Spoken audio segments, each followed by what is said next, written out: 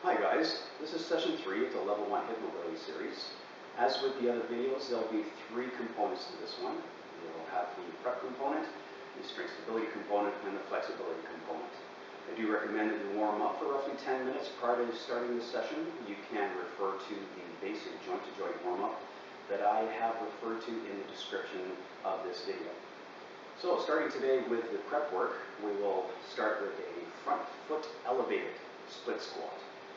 So if you need to use blocks or elevate your feet, I will put these here to show you what to do to use them. But basically, what we're going to do is we're going to start, if you remember the first video, we did something called a lunge lockout, where we're in a lunge and we were locking out the back leg. Now in that one, because we're in a lunge position, the knee was right over top of the ankle. But with the split squat, what we're going for is to drive the knee past the toes. So we're working on ankle dorsiflexion. We're also making sure that the knee is not compensating by turning in when we do this. We want to make sure it stays straight in line with the center of the foot. We're going to come forward just like we did with the lunge lockout. We want to make sure we keep that back leg as extended as possible and keep that tilt in the hips. Hips are square. We're standing on the cross-country ski tracks, and basically we're just going through reps. We're driving the knee forward past the toes as much as we can comfortably while extending that back leg and then coming back up. If ankle dorsiflexion is an issue for you, you can't get the knee past the toes, you can take some of that pressure off by elevating the foot on, it can be a block of wood, it can be some plates, it could be yoga blocks, whatever you can find, stack of books. You'll place your foot on the elevated surface. You'll make sure that the width of your stance is wide enough and that you're not standing too far back with the back leg, so that prevents you from having your knee pushed forward. So from here, same position, hips are squared up to the front. I'm on the ball of foot, back leg's extended. I'm going to drive the knee past the toes, getting down as deep as I can through here, pressing back up, and turning, completing 5 to 10 reps on one side, then switching and doing it on the other side. You can see from here, the knee pushing past the toes, the back hip is opened up, hips are tucked under, squared, coming back up, jogging forward, pause, engage, push back by pushing into this front foot, and complete 5 to 10 reps. That is the first. The second in the prep phase is going to be a side-to-side squat. So this one, we're going to stand with our feet outside shoulder width. We're going to have the toes pointing forward. We want to make sure that when we squat, in this one, and I'm going to go sideways, you can see what's happening here, that I start by hinging the hips back and then squatting down as deep as I can. Now I'm maintaining a fairly upright position with my body and trying not to wind up in this bent over position. So if you're getting down to a certain point and you feel the only way to go lower is to hinge at the waist too much, then stop where you're at. Right here is good. We want just a basic crease in the hips, not a huge pike. And from there, what we're really working on is depth in the hips and this widened stance. So I'm going to lower myself as far as I'm comfortable in this stance, keeping as upright as possible, slight hinge in the hips, and I'm going to move to one side. I'm having the toes pointing forward, and I'm straightening this leg. As I push to one side, I'll make sure the knee doesn't buckle in. On this side, it goes out.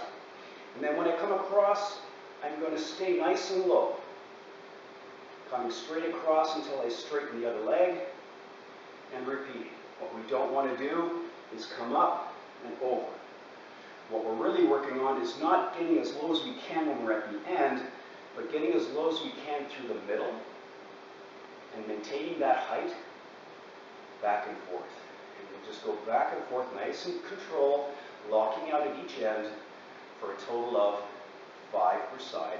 So 10 reps. Again, this is something that you can build up to 10 reps per side on. And one more time from the side.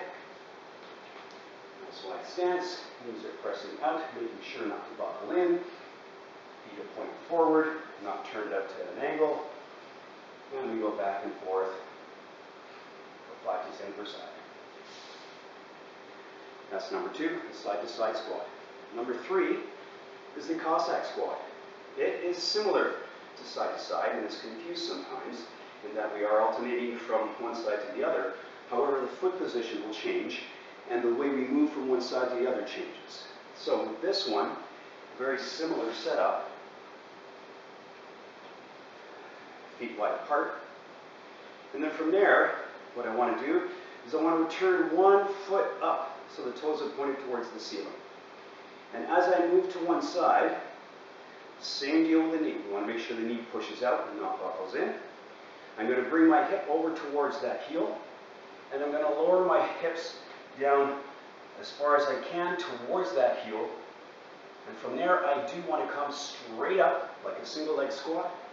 And then I will replace the other foot, making sure the toes are pointed forward again. And then I will turn the toes up to the ceiling on this side and do the other side. So pushing back, making sure the knee stays out, bringing my glutes towards the heel, getting as low as I'm comfortable, pushing back up, resetting the feet. Now, for a lot of people, finding the right width is the first thing you need to work on. It's different for everybody. It depends on the length of your legs relative to your toes, so your hip mobility and so on. So if I am standing too close, like I am now, and I try to do the Cossack squat, my hip will want to continue past my foot. Obviously, this makes it impossible for me to get as low as I did before, and I'm not getting the same opening in the hamstring. So, you need to just play with that a little bit. You can shift open, try again. That's not working. Shift over, try again. Find that point where your heel and your hip come close together in alignment. So, if you're too long, say I spread my legs a little bit too much here in this stance, and I try to bring my hip towards my heel, my legs just aren't long enough. I can't get my hip to my heel, so in this case, I'm too far away. It takes a little bit of work to figure this out, but once you've got it, you can find the spot where you're comfortable, controlling, bringing your weight down to the floor, pressing to come back up, switching to the other side. You'll also notice that just like the side-to-side squat, I want to make sure that I'm not compensating by pushing my shoulders down towards the floor. The more we hinge forward like that, the more we take away from the parts we're supposed to be working on. So try to keep that fairly upright position. Obviously, we need to hinge the hips slightly, but we don't want to be bent completely over. The differences between Cossack and side-to-side is that it hit different parts. Obviously, the side-to-side gets deep into the hips. It works the adductors. And with the Cossack squat, you're getting more hamstring and deeper into the squat. So just a couple of different positions that you can cycle through. You can start with the elevated split squat, do the side-to-side squat, and the Cossack squat, and then repeat for 3 sets as a basic warm-up, or up to 5 sets if you just want to work on that. 5 to 10 reps per side on those, and then you can continue on to the next component, which will be the strength stability component.